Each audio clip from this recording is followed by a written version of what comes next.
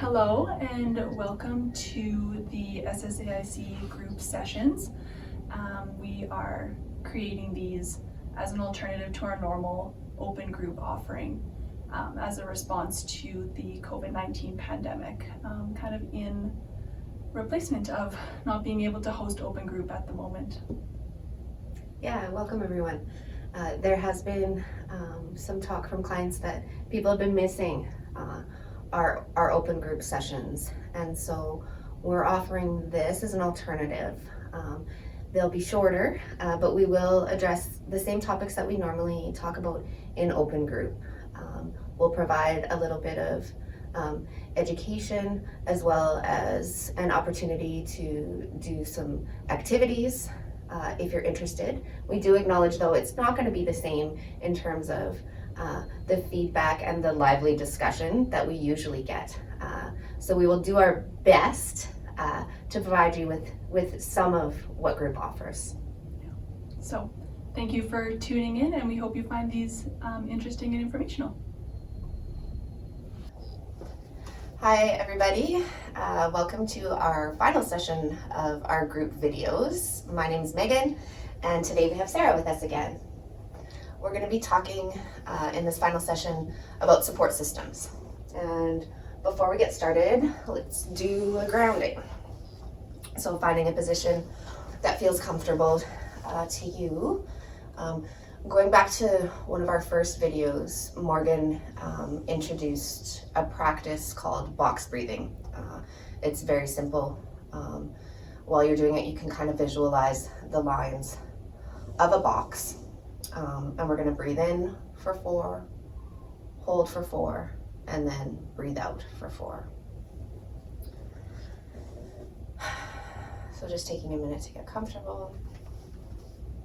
And when you're ready, breathing in, 2, 3, 4, hold, 2, 3, 4, out, 2, 3, 4, breathing in, 2, 3, 4, hold, 2, 3, 4, breathing out, 2, 3, 4, breathing in,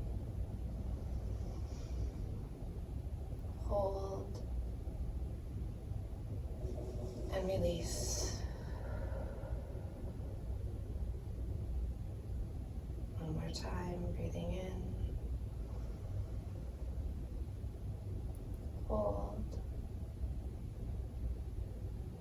and breathing out.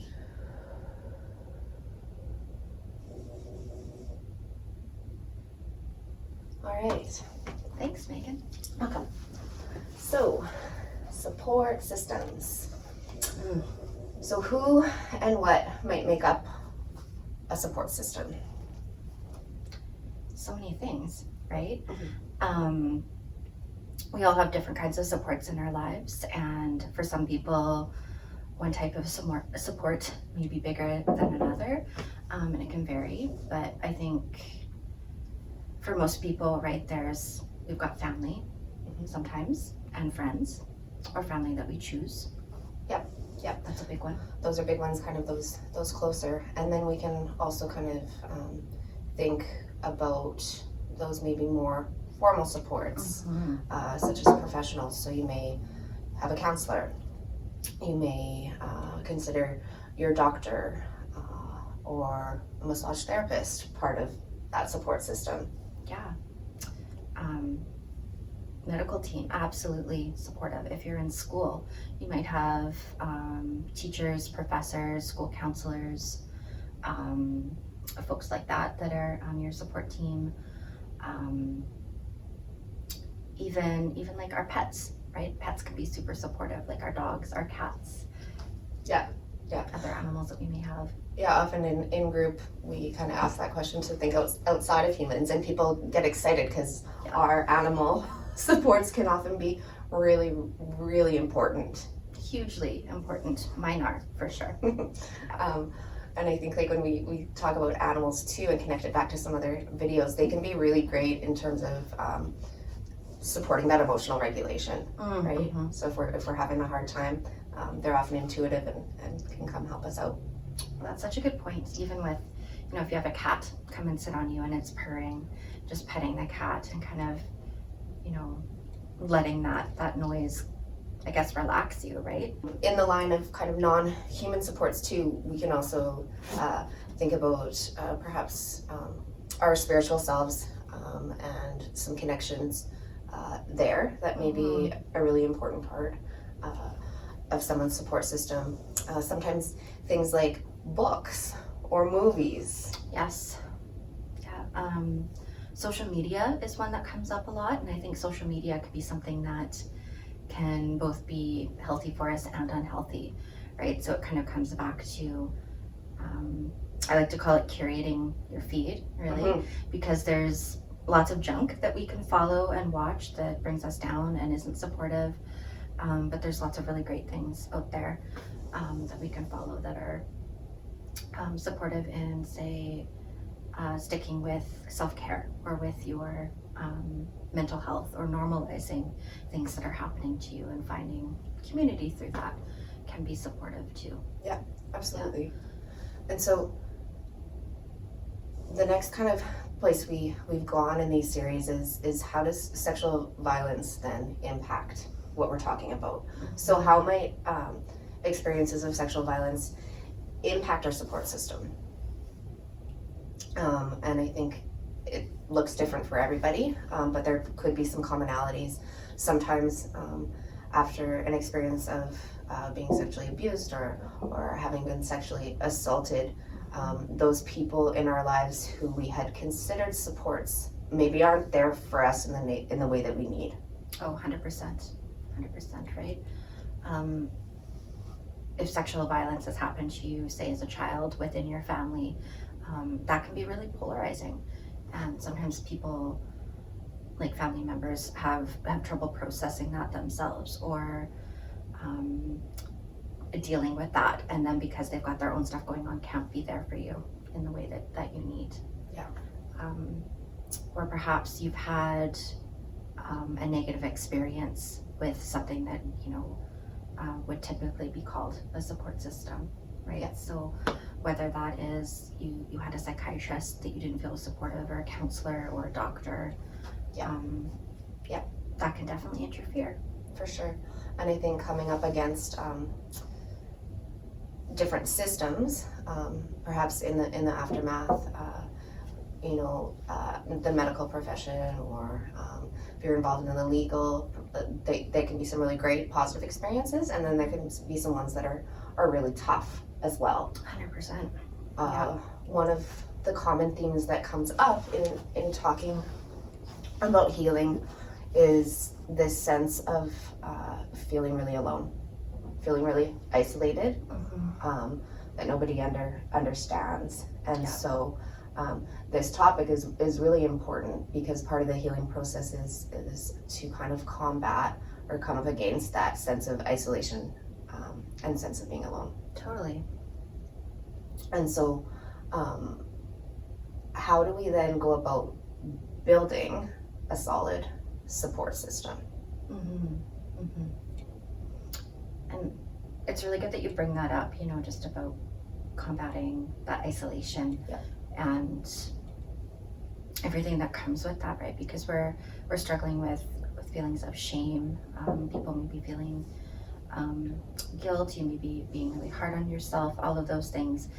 And then when we have all of that going on inside us, that affects how we want to interact with people, or whether or not we interact with people. So I always bring it back to boundaries as well, like getting in touch with yourself and what's okay for you, what's not okay for you, what feels supportive, what doesn't feel supportive, and being able to effectively communicate that is, I think, really going to help in building that support system, because when we build that up, it's communication and interaction, right? So having those, a good sense of boundaries, or even a good sense of, what feels okay, what feels supportive, what doesn't feel supportive, and then being able to speak up for yourself for that. Absolutely. So like Yeah. going back to some of our earlier videos on voice is a part. It's going to help us. Asking for what we need. Asking for help if we need it, which can be really hard. Thinking about the session we did on boundaries, the session we did on healthy relationships. Yeah. All of those kind of tie together in helping us create a support system that feels good. Absolutely. Absolutely. And I think when we do, when we're thinking about our support system and what builds that,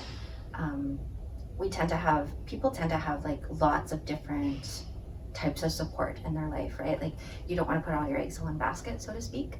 So myself as an example, I've got family and friends that are supportive. I have work people that are supportive, like Megan.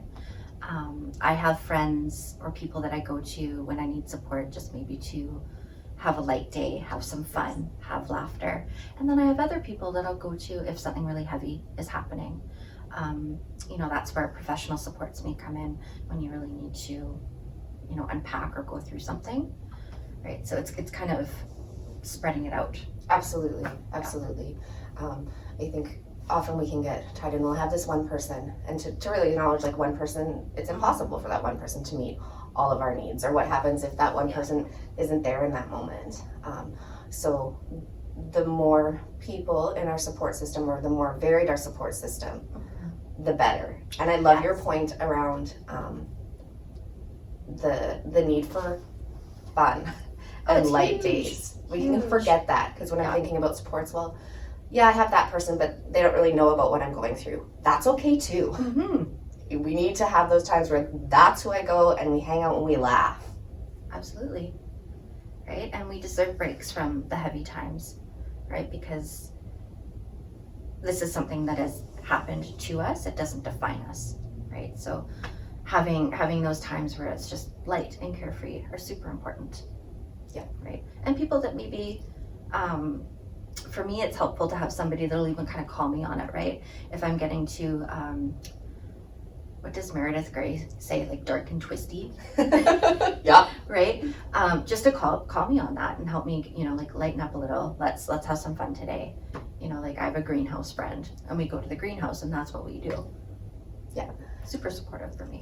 Yeah, 100%. And then so I think going back to not necessarily people. So remembering if it's, this bookstore, I may not even really talk to anybody, but that's part of my support system, right? I go there and I hang out, going to a certain park, all of those things. I love that. Yeah. So thinking about this in a really broad sense, and then not forgetting to name ourselves in that too, which can can be the toughest one. That there's external supports, but that we also have the ability to build some internal resources and supports as well. Totally. We have the ability to be our own greatest resource. And I'm quoting somebody, I can't remember who said that, but we really can be, and to be there for ourselves. Yeah.